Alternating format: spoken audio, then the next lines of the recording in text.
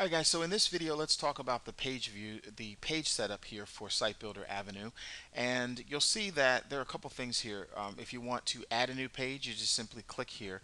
When you're ready to add a page, all you have to do is go through and select the type of page you want. So if you have a store, of course it's going to be a product page.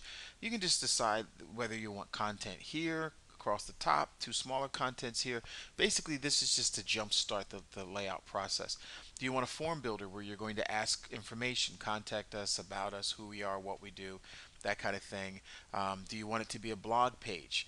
Do you want a calendar? And I'll show you how to set all of that up. Basically, let's say you start with a regular page and you want this one to be called services. Now, the other thing that you can do here in the menu is you can decide whether you want that to be a main menu, meaning it's across the top bar, or do you want it to be a sub menu under one of the other pages. So it looks like we have services already, so I would change this to from services to hours of operation. Okay, and then we want that to be under contact. So when they go to contact you, a drop down menu pops up, shows them the hours of operation. Put a title on the page if you want. You can always change it. Then you can create the page. Okay. Now, the way this works, and see here your contact and your hours of operation. So before they contact you to find out the hours you're open, you give them a drop down menu they can go to, which is the hour of operation, hours of operation. Now, back to the page list here again. One of the things you can do, if you don't like the order of the page, just simply click reorder page. And because of the Ajax scripting that's here, you can just slide things around a little bit. Now, I tend to put things like the products, the services first, home, about us, who we are, what we do. I think that's important. And then if you have frequently asked questions, great. Then you have a way to contact us, which is usually after they've looked through everything here, they tend to then contact you. So we just simply click apply, and now they can contact you. Okay, so the other side to this is, of course, if you want to, add a special page. So let's say that, for your frequently asked questions or your services, you want it to link someplace else. You could click on advance and you could type in a specific address. So let's say that you weren't going to do that to a regular page, but you were going to, add a new page, and that page doesn't matter what it looks like because this one is going to be partners. So on the partners page, it doesn't matter what you have there because what we're going to do is we're going to link that out to another place. So it doesn't even matter where it's located unless you want to, have under services or contact us, our partners. And so, or maybe you have, this is the company blog, and you want it to link outside your website. Why you would want to do that, not sure. What you would do is then create the page, and then simply go into the page properties for that page. Click here, click advance, and then you can actually go HTTP colon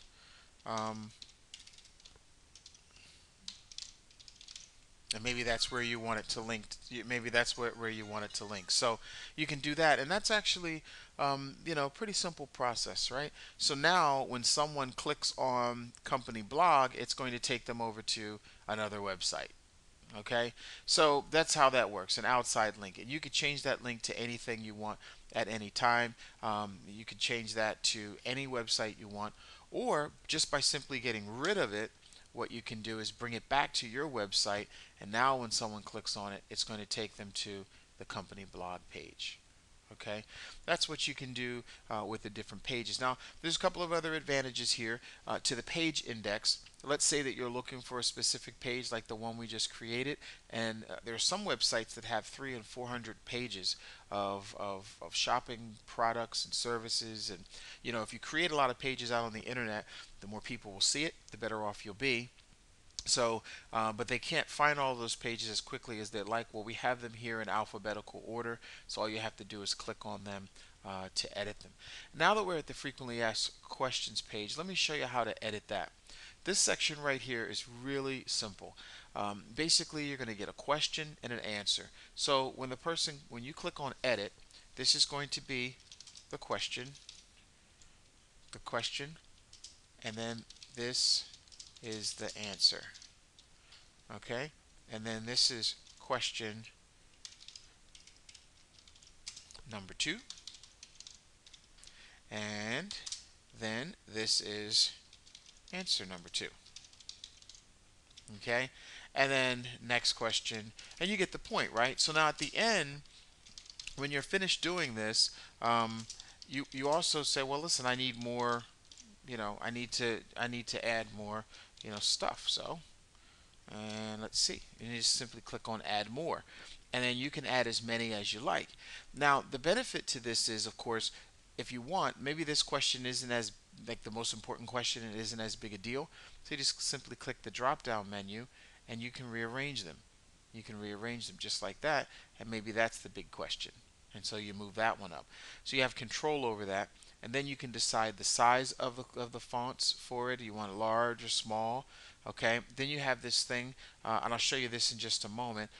Then you can number them, or you can put in graphic bullets and decide what they look like, or you can just go normal set list type. And once you click apply, you'll see there's the frequently asked questions. This is next question, question number 2, and then the question. Right? I just threw in some stuff there. But what you can do is, let's say you have a long list of questions. You've got 30 or 40 or 50, questions that people ask. Then simply click the edit button and give them a preview of it. Okay, so show preview questions, and it looks like this. So imagine this being a long list. Then if you have a question, you click the question, and it's going to take you down to that question. So you may have a long list of them down the page. If you click up, it's going to take you back to the top. There's question number 2, and that's how you can set that up. So really very, very simple stuff when it comes to managing the page list and making changes to the website. If there's anything in there that you don't like, or you want to get rid of a page, just simply click on the delete button.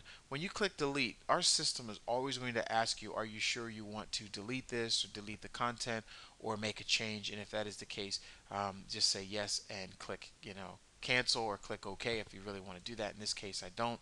I only clicked on it by accident or demonstration.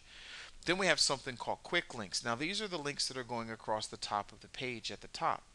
The way the quick links work, obviously very simple. You can add a quick link, you can edit or delete a quick link. So you may want to, in this case, let's go back and look at your page. These are all your quick links across the top. Now you may want to remove some of these or add another one. So you may want certain links here, and then you want the rest of them across the top. Just simply click on edit page from here or from this page list.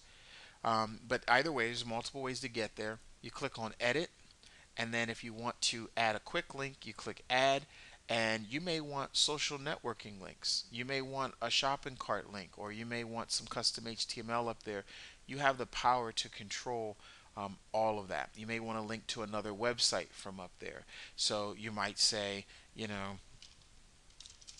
our distributors. So you may not sell at your website.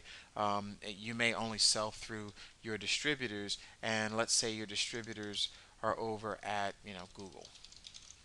Okay, so you may be the main website, and you want all of your distributors to get all the traffic and all the business, and all you want to do is process orders on your end. And so you click apply, and then when you click apply, they'll see our distributors here.